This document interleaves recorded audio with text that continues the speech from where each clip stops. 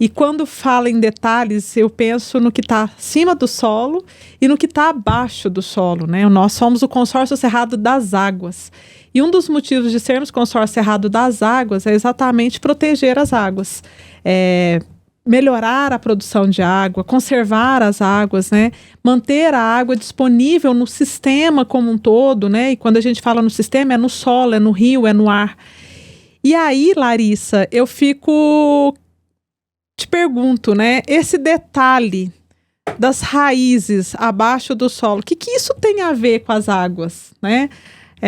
Por que isso é tão importante, né? Essas raízes do cerrado, qual que é a diferença disso para outros biomas? Né? Aonde que entra essas raízes nessa história toda, né? Por que elas têm um papel extremamente importante? E só mais um detalhe. Por que quando a gente desmata uma área, a gente perde água? Legal, Fabi, obrigada. Eu acho que era essa é a pergunta de ouro, né? Bom, você falou das árvores tortas, que as árvores do cerrado são um pouco diferentes, e às vezes elas não são tão altas, né? As árvores do cerrado, elas são menores do que as árvores lá do Paraná que você comentou. Mas isso quando a gente olha para cima do solo.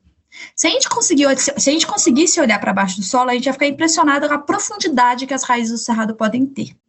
Então, isso acontece porque o cerrado é um sistema que tem uma seca, 4 meses de muita seca, chove no máximo 5% da chuva anual nesses meses de seca, e durante esse período as árvores precisam beber água. Então, o que elas fazem? Elas buscam água profunda. Então, essas raízes elas podem chegar até 18 metros de profundidade.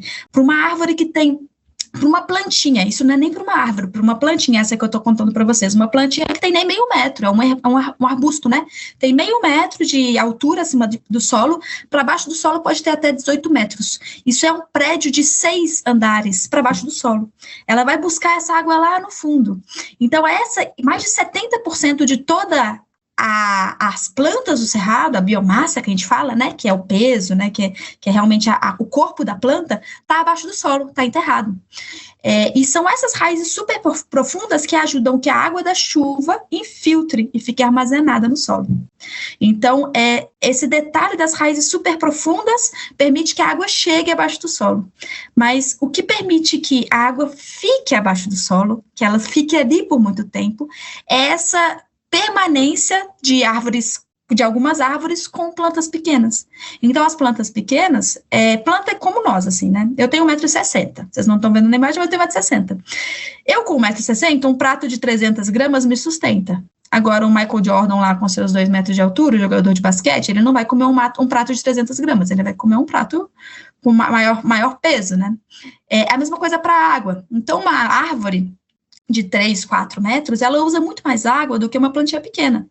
Então, essa água, como o cerrado tem muitas plantas pequenas, toda essa água que entra da chuva durante a estação úmida e que consegue chegar no fundo por conta das raízes, ela não é usada em grandes quantidades, porque nós temos muitas plantas pequenas que usam pouca água.